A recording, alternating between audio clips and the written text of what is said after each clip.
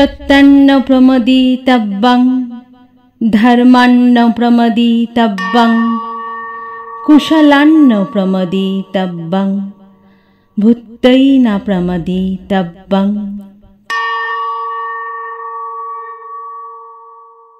বাবা বললেন, এই হোক তোমার জীবনের মূল মন্ত্র। সামনে প্রদীপ জ্বলছিল। সদ্য স্নান করে আমি আর বাবা বসেছি ঘরের এক কোণে। বাবা আমায় দীক্ষিত করবেন, আমায় পথ দেখাবেন। এটাই এ বাড়ির রীতি। ছেলেমেয়েরা একটু বড় হলেই বাড়ির গুরুজনই তাদের কানে প্রবেশ করিয়ে দেন জীবনের মন্ত্র। আমি তখন পঞ্চম শ্রেণী। বাবা আমার কোলের উপর রাখলেন রবীন্দ্রনাথ। বললেন, প্রণাম করো, ইনি তোমার গুরু। আমি রবীন্দ্রনাথ এবং বাবা দুজনকেই প্রণাম করলাম। জিজ্ঞেস করলাম, ইনি ঈশ্বর বাবা? বাবা হাসলেন, বললেন, বড় হও, বুঝবে। আমি রবীন্দ্রনাথ পড়তে পড়তে, রবীন্দ্রনাথ শ্রদ্ধা করতে করতে নবম শ্রেণীতে যখন আমার পায়ের পাতায় বসন্তের ঢেউ লাগলো, কানের সামনে মুখ নামিয়ে সে গাইল, এই সুরে কাছে দূরে জলে স্থলে বাজায় বাজায় বাঁশি ভালোবাসি। আমি শিহরিত হলাম। এ যে রবীন্দ্রনাথ, ইনি তো ঈশ্বর, ইনি তো আমার গুরু। আমি ছুটে গেলাম বাবার কাছে। বাবা, বাবা জানো, আজ কোকিল ডাকছিল। সেই সুরে আমি যে আমার রবীন্দ্রনাথকে পেলাম, কিন্তু তা কি করে হয়? উনি যে... বাবা হাসলেন, আমার মাথায় হাত রেখে বললেন, উনি তো বসন্ত। তীর তীর করে উঠল আমার ঠোঁট।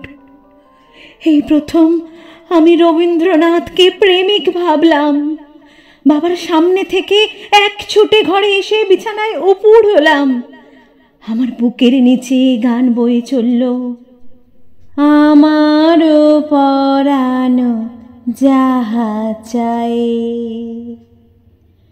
তুমি তাই, তুমি তাই গো,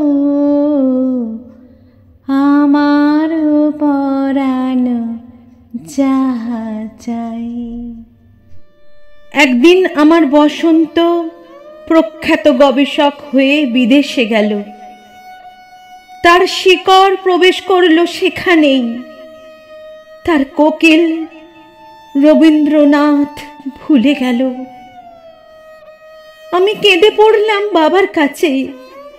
বাবা, বাবা, এ কেন হলো? আমি যে নিঃস্ব হলাম।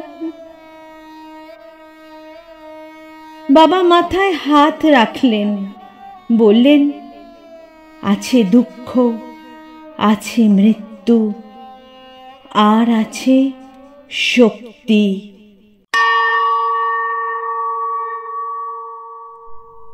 অসত মা সদ্গময়া তমস মা জ্যোতির্গময়া মৃত্যুর্মা অমৃতঙ্গময়া আবিরাবির্ময়েধি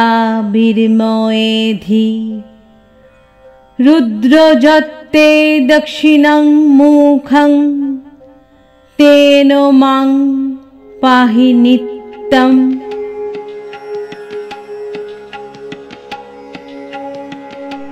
আমি পঞ্চম শ্রেণী থেকে রবীন্দ্রনাথ বুকে ধরে আছি। বাবা বলেছিলেন, বড় হও, জানবে। আমি আজও বড় হয়ে চলেছি। স্নান করে রবীন্দ্রনাথের সামনে প্রদীপ জেলে প্রণাম করেছি। দ্বীপ্রহরে বুকে জড়িয়ে ধরেছি সঞ্চয়িতা। গভীর রাতে গীতবিতানের সুর ভিজিয়েছি বিষাদের অশ্রুতে। আমার বুকের গহনে সোনার তরী ভেসে যাচ্ছে আজও। পাকা ধান খেতে দুলছে শিশির, দুলছে আকাশ।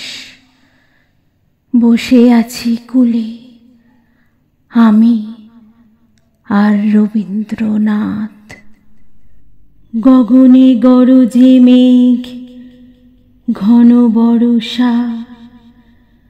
কূলে একা বসে আছি, নাহি ভরসা। শ্রাবণ গগন ঘিরে ঘন মেঘ ঘুরে ফিরে শূন্য নদীর তীরে রহিল পরি। যাহা ছিল নিয়ে গেল সোনার তরী। যাহা ছিল নিয়ে গেল সোনার তরী।